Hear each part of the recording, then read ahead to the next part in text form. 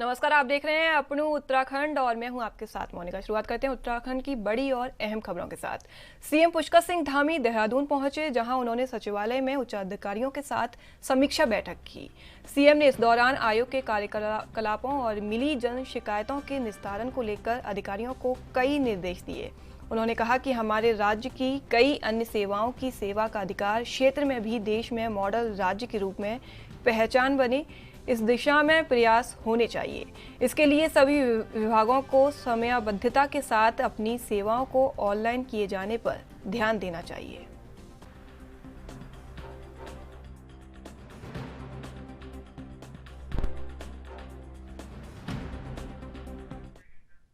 CM Dhami Kashipur दौरे पर पहुंचे, जहां उन्होंने उधम सिंह नगर काशीपुर में विभिन्न विकास योजनाओं का लोकार्पण किया और शिलान्यास किया। साथ ही अन्य कार्यक्रमों में भी हिस्सा लिया। सीएम धामी ने Kumaon Garhwal chambers of commerce KGCCI के नवनिर्मित भवन का सीएम पुष्कर सिंह धामी ने विधि विधान से लोकार्पण किया। यहां उन्होंने उद्योगों की समस्याओं के समाधान का आश्वासन दिया। इस दौरान उनके साथ राज्य वन विकास निगम अध्यक्ष कैलाश गहतोड़ी और स्थानीय विधायक त्रिलोक सिंह चीमा मौजूद रहे। साथ ही केजीसीसीआई के अध्यक्ष अशोक बंसल समेत तमाम पदाधिकारियों ने मुख्यमंत्री को बुके देकर उनका स्वागत किया।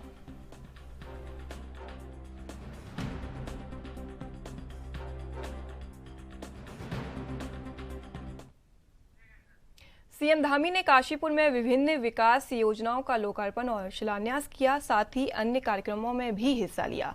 इस दौरान कार्यक्रम को संबोधित करते हुए सीएम ने कहा कि हमारी सरकार गरीबों को समर्पित है, इसीलिए हम उनकी आवश्यकताओं को समझते हैं।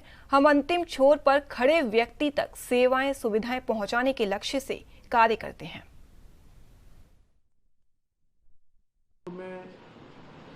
अभी मेरे हाथों यहाँ पर 12 योजनाओं का शिलान्यास हुआ है और 12 योजनाओं का लोकार्पण हुआ है और 28 करोड़ से अधिक की विभिन्न योजनाएं जो आज लोकार्पित हो रही हैं, इनसे न केवल काशीपुर बल्कि काशीपुर के आसपास के क्षेत्रों को भी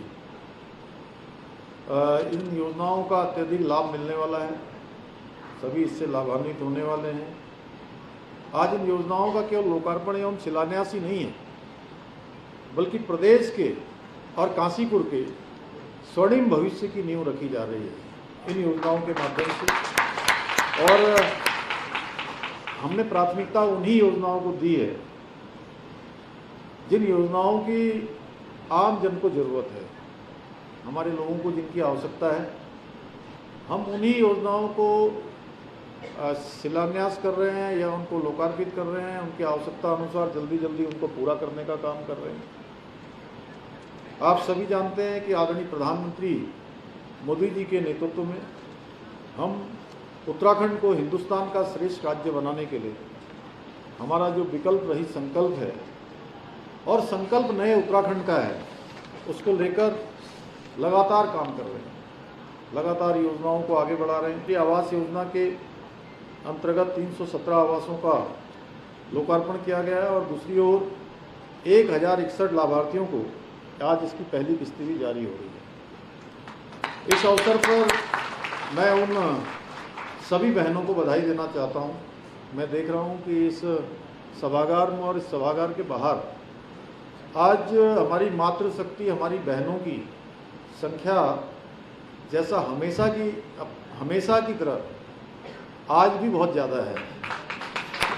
मैं उन सभी बहनों को विशेष बधाई देता हूं जो आज स्वयं के घर की मालकिन बन रही हैं और कहीं न कहीं लखपति दीदी भी बन रही हैं।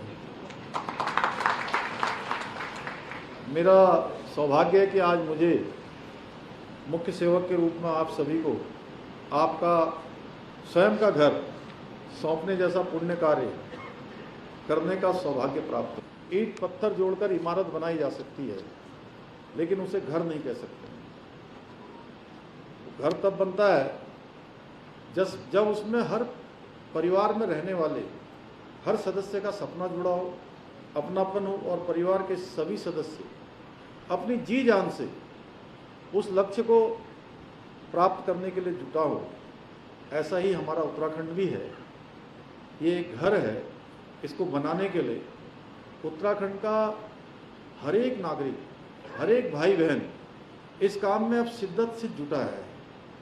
धीरे धीरे सभी लोग अपनी अपनी जिम्मेदारियों का किसी न किसी रूप में निर्वहन कर रहे हैं, अपने अपने स्थानों पर अच्छा काम कर रहे हैं। इसीलिए बहुत सारे ऐसे क्षेत्र हो गए हैं जिनमें आज उत्तराखंड बहुत अच्छा परफॉर्म कर रहा है, बहुत अच्छा रिजल्ट भी हमारा आ रहा है। और आदरणीय प्रधानमंत्री जी के नेतृत्व में हमारी सरकार हर गरीब तक पहुंचने का काम कर रही है। विकास के कार्यों और लाभार्थियों की सहायता करते समय हमारी सरकार न किसी गरीब की जाति देखती है और न ही किसी गरीब का धर्म देखती है। मैं देख रहा था जब प्रधानमंत्री आवास योजना की यहाँ पर चाबियाँ दी जा रही थी या उनको पहली किस्त दी जा रही थी, कभी मैंने देखा साजिया बहन का भी है, कभी हमारे किसी भाई का भी है। हर यानी कि जो प्रधानमंत्री मोदी जी कहते हैं, सबका साथ, सबका विकास, सबका विश्वास और सबका प्रयास। वहीं प्रधानमंत्री नरेंद्र मोदी ने आज वीडियो कॉन्फ्रेंसिंग के जरिए नए भर्ती होने वाले 70,000 से अधिक लोगों को नियुक्ति पत्र दिए। इस मौके पर प्रधानमंत्री मोदी नई सरकारी नौकरियां पाने वाले इन लोगों को संबोधित भी किया। रोजगार मेला देश भर में कुल 44 जगहों पर आयोजित किया गया है। पीएम मोदी ने युवाओं से आम जनता के हित में काम करने को कहा, क्योंकि जनता जनार्दन ईश्वर का रूप है। रोजगार मेले कार्यक्रम का आयोजन देहरादून स्थित हाथी बड़कला के सर्वे मैदान में आयोजित किया गया। इस दौरान कार्यक्रम में रक्षा राज्य मंत्री अजय भट्ट, कैबिनेट मंत्री प्रेमचंद अग्रवाल, कैबिनेट मंत्री गणेश जोशी, चिकित्सा शिक्षा मंत्री डॉक्टर धन सिंह रावत, डोईवाला के विधायक ब्रजभूषण गैरोला, देहरादून के महापौर सुनील उनियाल गामा पहुंचे। साथ ही कार्यक्रम में कई उम्मीदवार भी मौजूद रहे।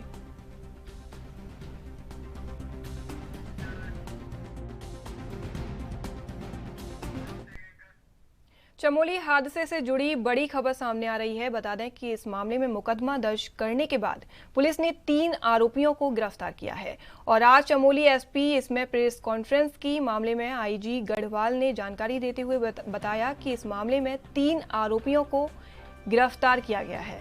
साथ ही मामले की जांच की जा रही है। आईजी गढ़वाल ने ये भी बताया कि अन्य आरोपियों की गिरफ्तारी के लिए टीम भी गठित की गई है। इस मामले में साफ तौर पर नमामि गंगे परियोजना में लगे अधिकारी कर्मचारियों की लापरवाही सामने आई है, जिस कारण 16 लोगों की मौत हो गई।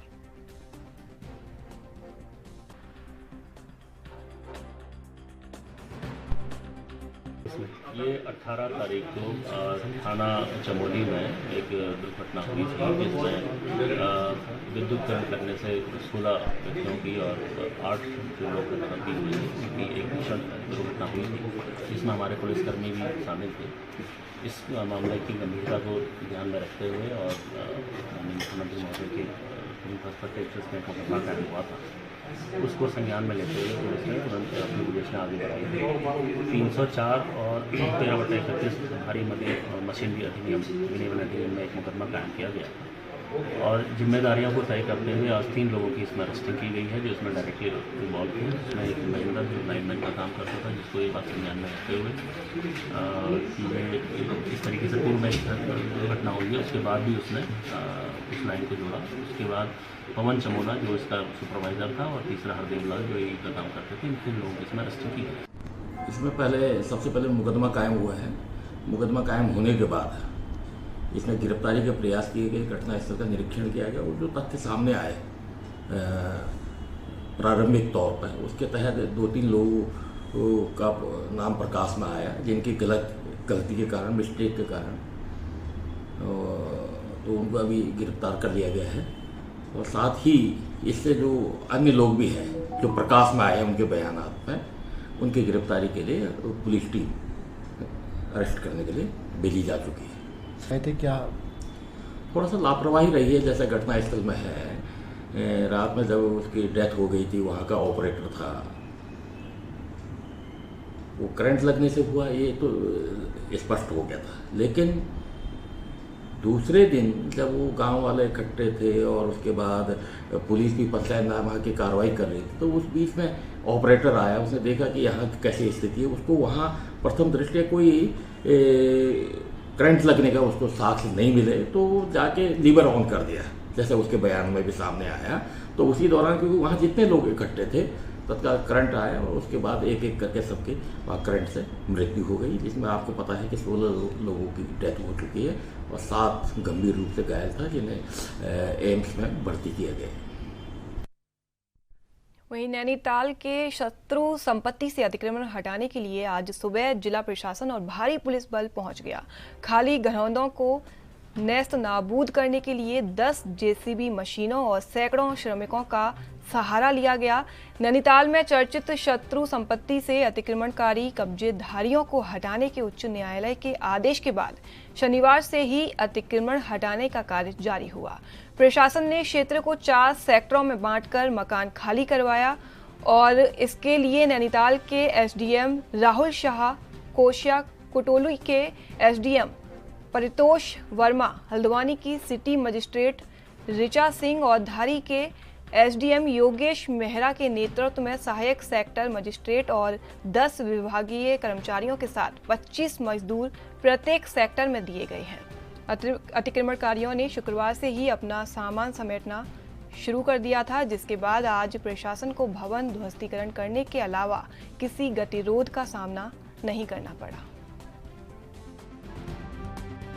मैं पूरे प्लान हुए में हमने पहले ही कल इन लोगों से अनुरोध किया है कि खाली कर दें। ये पूरे सेक्टर एरिया को 4 सेक्टरों में विभाजित किया गया है।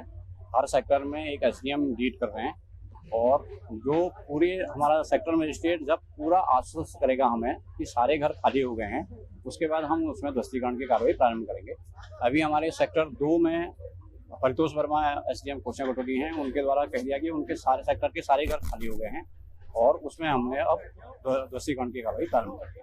पर्याप्त इतनी इनफ हमारा फोर्स उपलब्ध है। अन्य सिक्योरिटी के संसाधन सारे हमारे पास हैं। नगर निगम से हमारे पास लेबर हैं, पीडब्ल्यूडी से हमारे पास लेबर हैं। मतलब जो हमें ध्वस्तीकरण के लिए जितनी आवश्यकता है वो सारा हमारे पास उपलब्ध है। उत्तराखंड में मौसम विभाग ने अगले 24 घंटे के लिए भारी बारिश का अलर्ट जारी किया है। मौसम विभाग के मुताबिक शुक्रवार शाम से शनिवार दोपहर तक प्रदेश के कई हिस्सों में भारी बारिश हो सकती है। मौसम विज्ञान केंद्र देहरादून के निदेशक डॉक्टर विक्रम सिंह ने जानकारी दी है कि प्रदेश में टिहरी, पौड़ी, देहरादून, हरिद्वार, उत्तरकाशी, पिथौरागढ़, बागेश्वर, चंपावत में भारी बारिश की संभावना है। ऐसे में ऑरेंज वारंट में इस चेतावनी को बरकरार रखा गया है।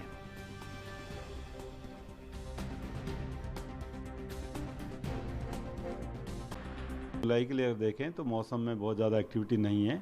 आप ये कह सकते हैं कि सामान्य जो एक्टिविटी है हल्की से मध्यम बारिश 22-23 में वो मिलेगी। हाँ, एक आध दुक्का जगहों में अगर 22 को बात करें तो जैसे देहरादून, उत्तरकाशी या बागेश्वर डिस्ट्रिक्ट है, इनमें थोड़ा दिख रहा है कि जो हैवी रेन है उसकी एक आध दुक्का जगह में संभावना है। बाकी जगह ये लग रहा है कि लाइट से मॉडरेट रेन 22 को मिलेगी और 23 को भी इसी तरह लाइट से मॉडरेट है और अनेक जगहों तक ही है, बहुत ज़्यादा नहीं एक्टिविटी है। लेकिन जब आप आगे जाते हैं 24-25 में तो थोड़ी एक्टिविटी जो है और बढ़ना शुरू हो जाएगी। तब आप ये कह सकते हैं कि जो है ज़्यादातर जगहों में बारिश होगी 24 अगर देखें।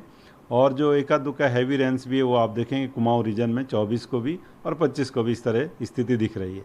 और उससे आगे भी देखें तो बारिश फिर कम नहीं हो रही है। जो सामान्य बारिश है जो मिलनी चाहिए डे टू डे में वो मिलेगी और ज़्यादातर जगहों में बारिश रहेगी। अगर 26 से लेके भी या 30 तक भी बात करें तो अच्छी बारिश मिलती रहेगी और एक आध दुक्का जगहों में हैवी रेंस भी मिलेगी। जब आप 28-29 को जा रहे हैं तो एक्टिविटी थोड़ी और बढ़ेगी। जो मानसून सिस्टम है वो बिल्कुल हमारे नज़दीक आ जाएगा और उसकी वजह से फिर एक्टिविटी 28-29 अगर बात करें तो फिर वो बढ़ेगी।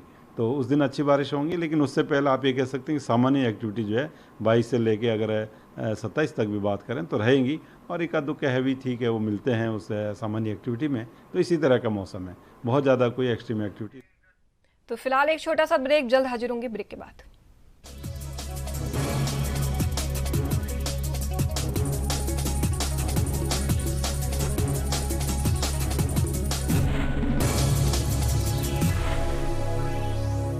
ब्रेक के बाद स्वागत है आपका। नजर डालते हैं खबरों पर। उधम सिंह नगर जिले की किच्छा कोतवाली पुलिस टीम को बड़ी कामयाबी हाथ लगी है।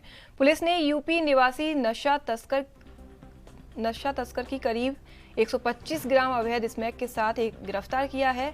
इस दौरान एसपी सिटी मनोज कुमार ने बताया कि दरऊ क्षेत्र में चेकिंग के दौरान बाइक सवार एक संदिग्ध आरोपी को गिरफ्तार कर लिया गया है। वहीं पुलिस ने मामला दर्ज कर आगे की कार्रवाई शुरू कर दी है।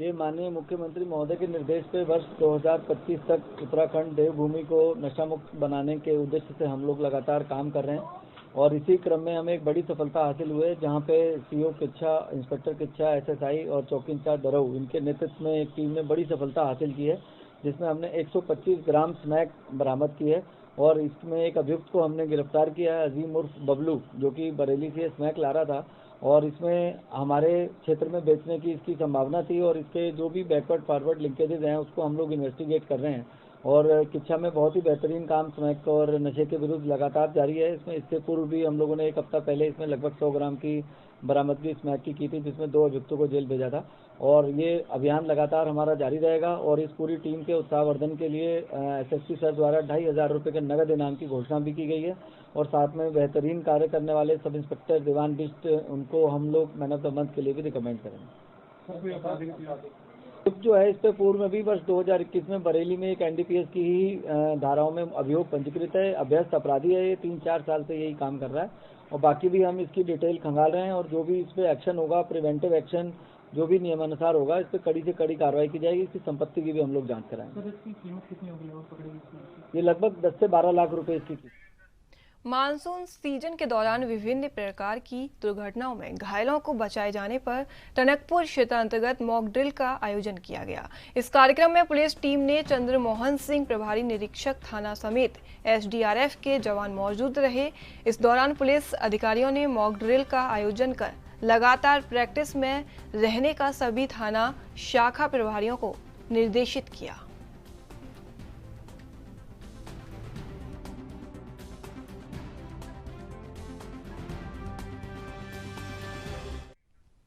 उत्तराखंड के थराली में ग्वालदम कर्णप्रयाग राष्ट्रीय राजमार्ग पर मूसलाधार बारिश के चलते कई जगहों पर जाम की स्थिति बनी रही, जिसके बाद सुबह तड़के राजमार्ग बैनोली में मलबा आने से लोगों को आवाजाही में बाधा होने लगी। बहरहाल बीआरओ ने कड़ी मशक्कत के बाद राजमार्ग को खोल दिया है।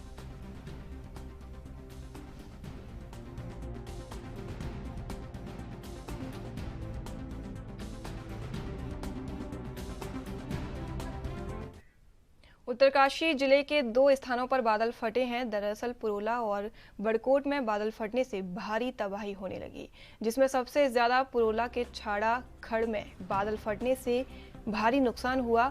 इस घटना से दोनों स्थानों पर कई घर और होटल क्षतिग्रस्त हो गए, वहीं कई गाड़ियां भी मलबे में दब गईं।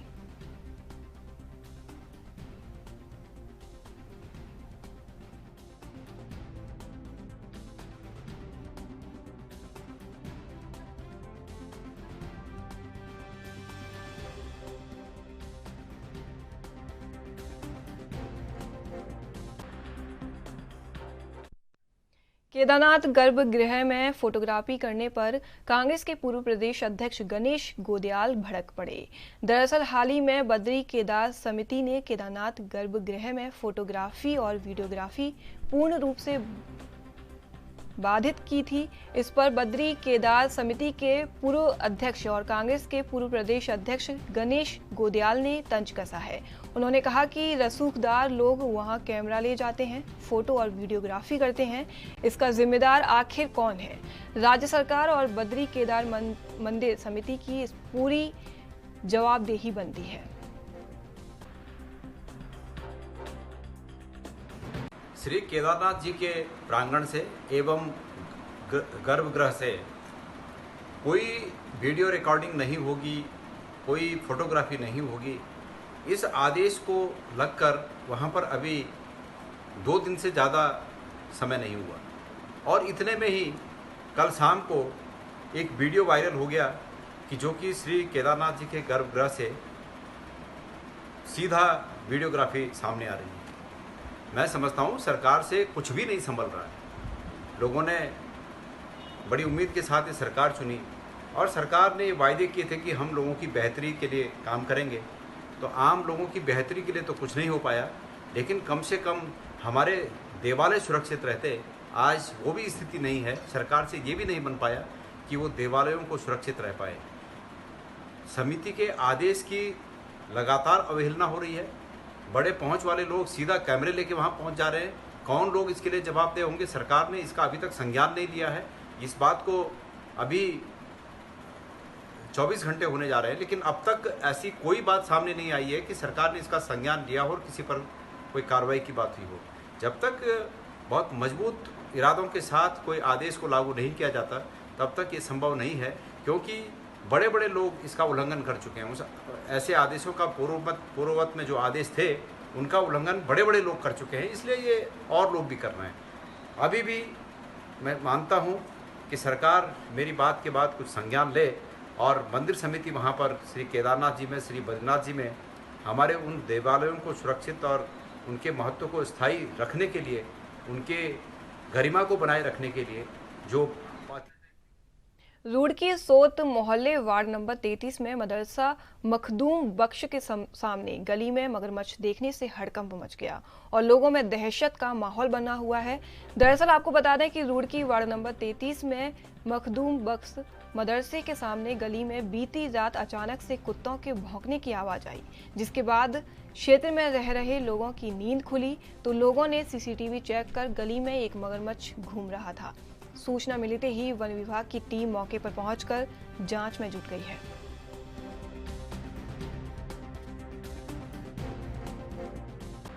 बहुत ज़्यादा सहम गए कि जब लोगों का फ़ोन आया तो मैंने उसका मौके पे पहुंच के देखा, लोगों से पूछा कि ये बात सही है। उसके बाद में मैंने संबंधित अधिकारी फॉरेस्ट विभाग से बात करी। बात करने के बाद में उन्हें कहा तो वो लोग यहाँ पर आए अपनी टीम के साथ में। आकर उन्होंने जगह का मुआयना किया और उन्होंने देखा, सीसीटीवी फुटेज में भी साफ दिख रहा है कि एक मगरमच्छ जो है लोगों के घर के गेट के तक के आया है और वो वापस गया है, फिर दोबारा आया है। 2-3 जगह उसको देखा गया और कैमरे में रिकॉर्ड हुआ है कि बहुत बड़ा है, कि उसमें कुछ भी लोग संभावना है कुछ भी हानि होने की, कहना बच्चे के साथ में किसी के भी साथ। अधिकारी जो थे वो आए हैं, उन्होंने पीछे तक के जाके मुआयना किया, सारे में देखा, लेकिन वो मगरमच्छ अभी दिखाई नहीं दिया। तो उन्होंने मगरमच्छ को देखा लेकिन वो अभी तक के उन्हें दोबारा दिखाई नहीं दिया और उन्होंने कहा है कि अगर जैसे ही अगर दोबारा दिखता है तो मैं तत्काल सूचना दे तो हम आके उसे पकड़ने के लिए जो भी संभव प्रयास होगा। वहीं उत्तराखंड में शनिवार से 2 दिन के लिए मौसम विभाग ने उत्तरकाशी, देहरादून, बागेश्वर में भारी बारिश का येलो अलर्ट जारी किया है। बाकी जिलों में हल्की सी मध्यम बारिश का पूर्वानुमान जारी किया।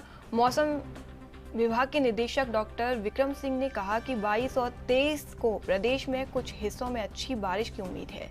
वहीं 25 के बाद से एक्टिविटी कम होगी। जो हमारे देहरादून, टेरी, पौड़ी, नैनीताल और इधर उत्तरकाशी डिस्ट्रिक्ट भी है, तो इनमें आप देखेंगे हैवी से वेरी हैवी रेन्स कहीं कहीं पर मिलेंगी। और साथ ही ये दिखा जाएगा कि कहीं कहीं पर जो तीव्र बौछार है या बल्कि अति तीव्र से अत्यंत तीव्र बौछार जो है वो भी कहीं कहीं पर देखने को मिलेगी इन डिस्ट्रिक्ट्स में। तो अगले जो करीब 24 आवर्स है तो इसमें जो है खासकर जैसे हमने बोला रात में और अर्ली मॉर्निंग्स की जो बात करें तो इस दौरान जो है ऐसी एक्टिविटी इन डिस्ट्रिक्ट्स में वो रहने वाली है। इसके अलावा अन्य डिस्ट्रिक्ट्स की बात करें तो वहाँ पे पहाड़ों में जो है हैवी रेन्स आइसोलेटेड है और अन्य डिस्ट्रिक्ट्स में भी संभावना है एकाध जगहों में।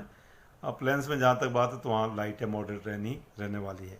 तो यही है कि जो तीव्र बौछार की वजह से जो है आप देखेंगे कि कहीं कहीं एकदम जो है नदी नालों में जल का स्तर बहुत ज़्यादा बढ़ सकता है, सडन राइज हो सकता है। और इसी तरह जो लैंडस्लाइड प्रोन जो एरिया जो है वहाँ पे लैंडस्लाइड की भी संभावना फिर बन जाती है। तो फिलहाल के लिए मेरे साथ बस इतना ही। देश विदेश की तमाम बड़ी खबरों को देखने के लिए देखते रहिए ANB न्यूज़। नमस्कार।